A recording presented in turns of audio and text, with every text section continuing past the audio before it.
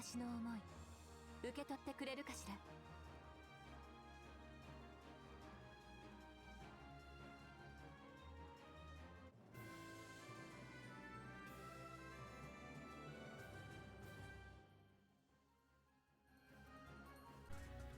Hello everybody, Vigo'sShadow here, and today we have a new event unit. This one is the other part of the Valentine's Day event, the Perfect Gift Alpha, and this is actually another yellow unit, and of course it complements Lambda because she is a yellow tank.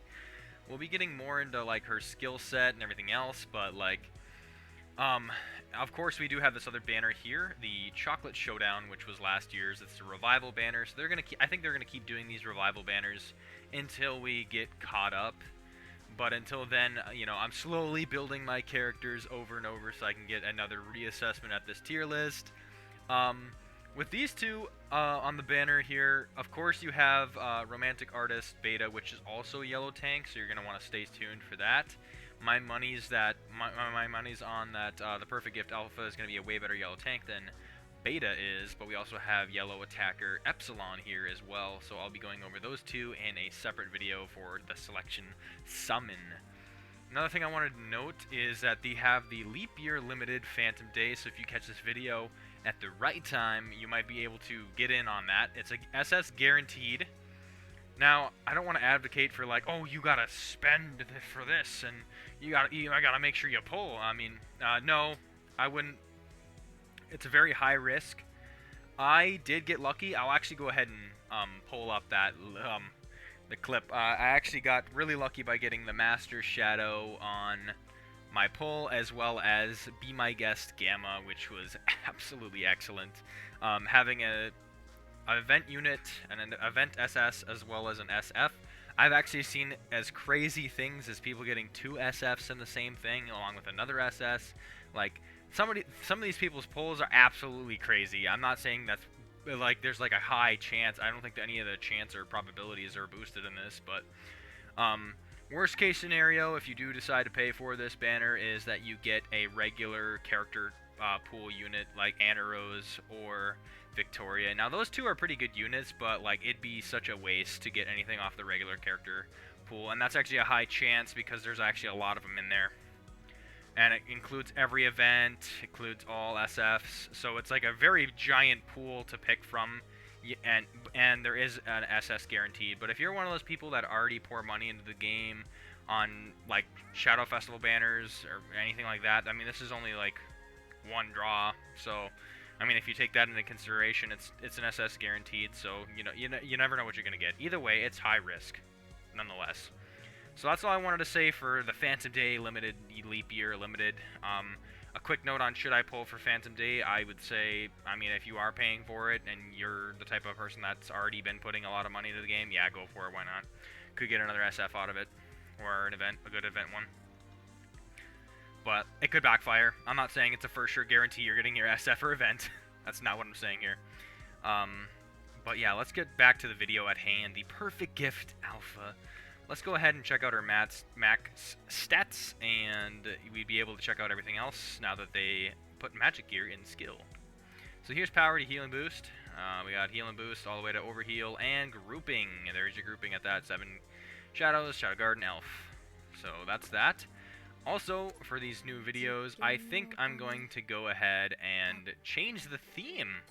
And with these different event units, and I'm not sure if some SFs change the theme, but I am going to go ahead and change the theme. So here's Alpha grown up. This is what she looks like in her costume, and there we go. We have the theme changed. That's another thing I like about these event units. When you do switch to them, you get this background theme, and it will persist in like checking out your characters too.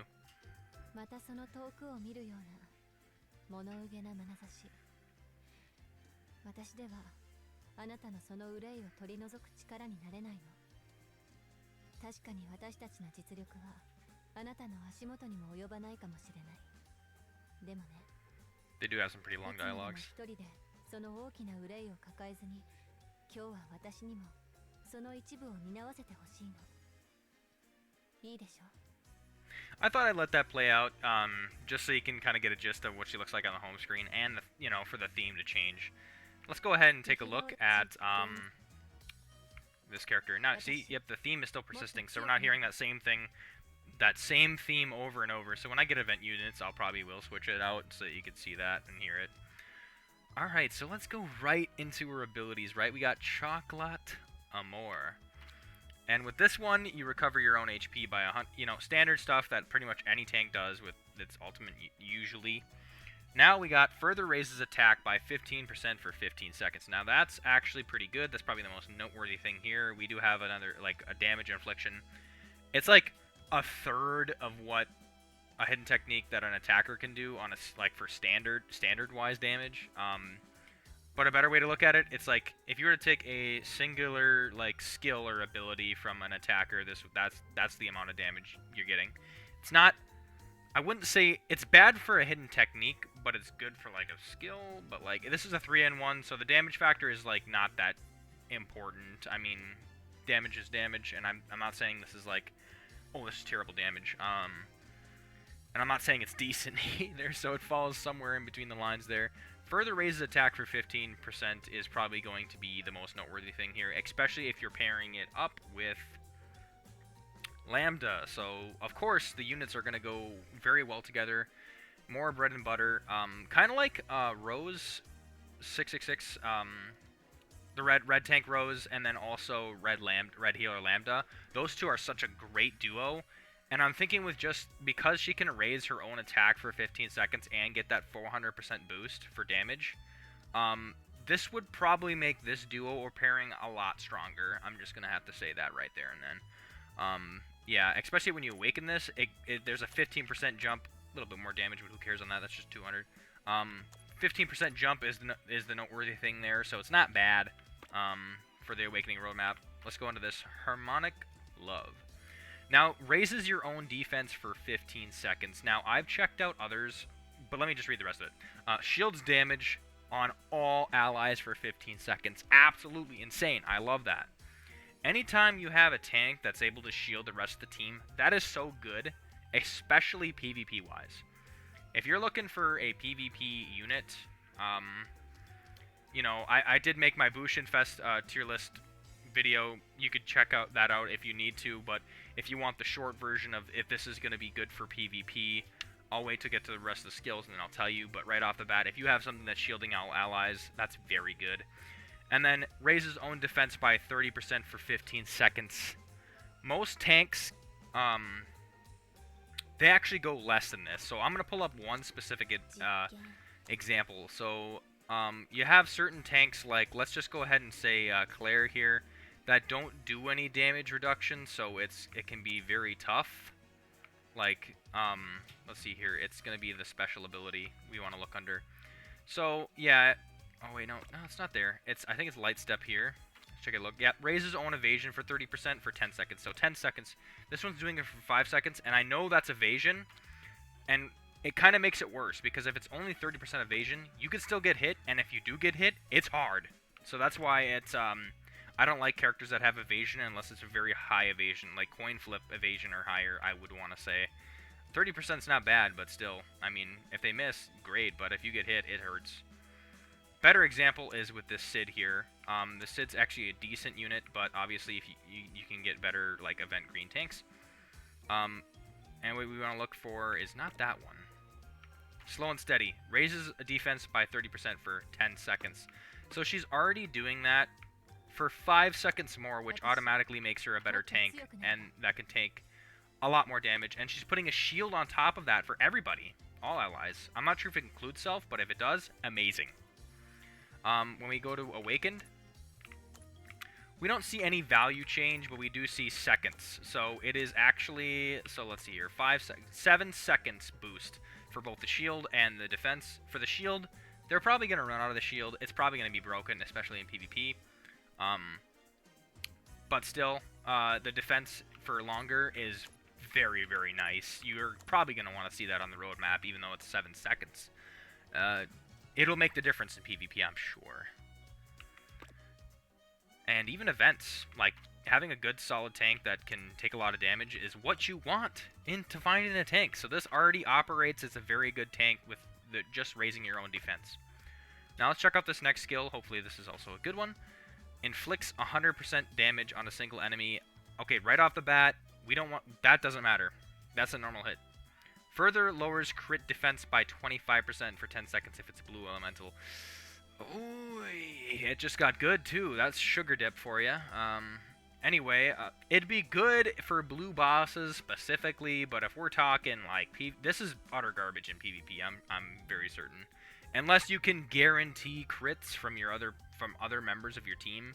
Now I know some units run a high crit rate, and maybe you can weasel your way in on that one, but honestly, this is probably not going to be something you see. I see this actually working pretty well in Armageddon if you have yellow units that can crit.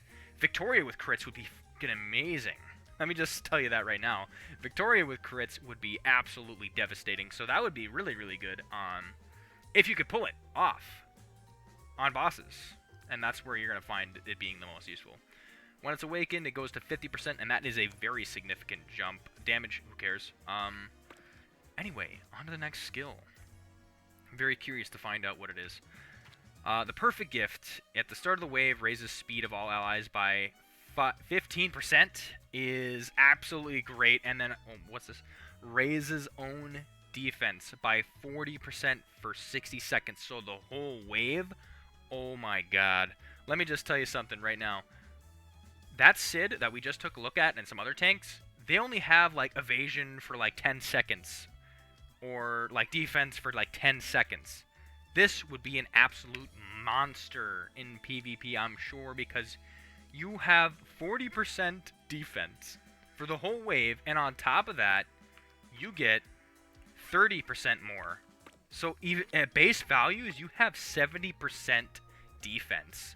And you have a shield on all allies, and you have speed on all allies. You cannot get any better than that.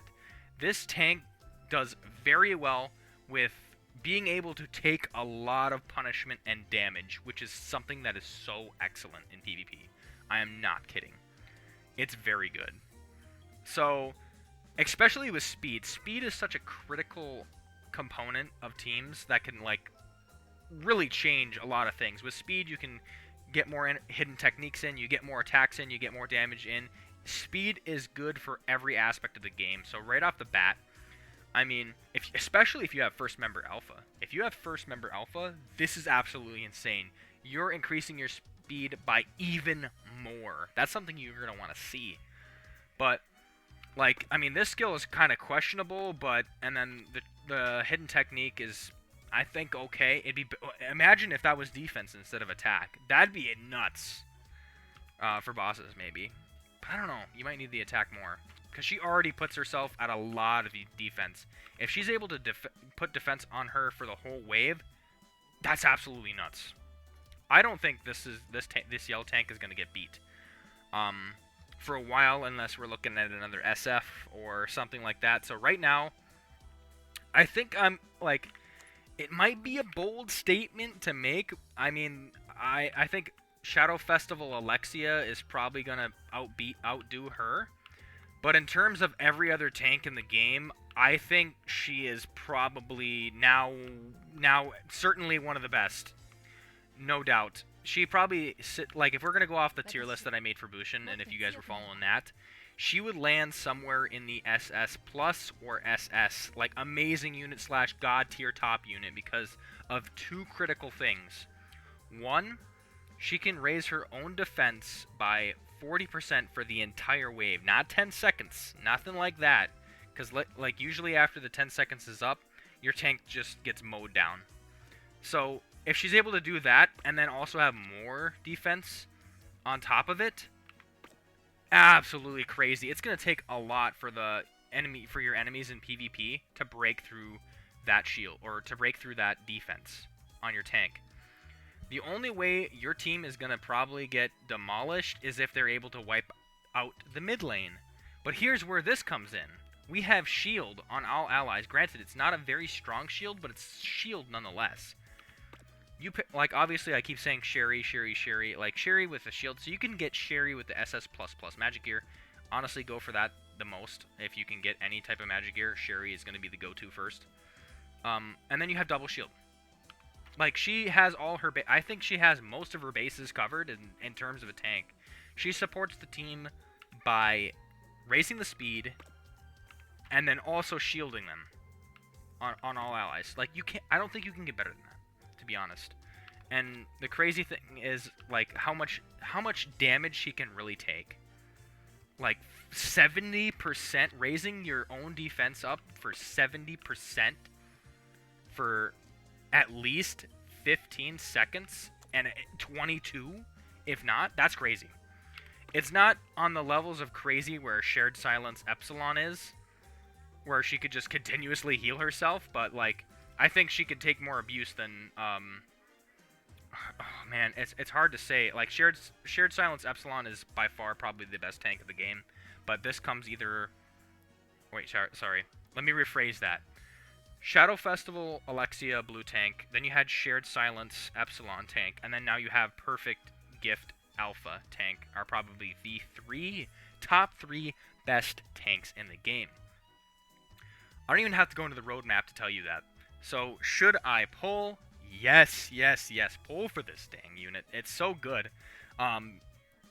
I don't think you're going to see, like, oh, like, I put a lot of work into this and it's not any good. No, she's going to be able to take a lot of damage. The speed factor is going to play a big role for your teams. This is a reliable tank we're talking about. But enough of that. Let's go into the full art, actually. So, I actually do like this.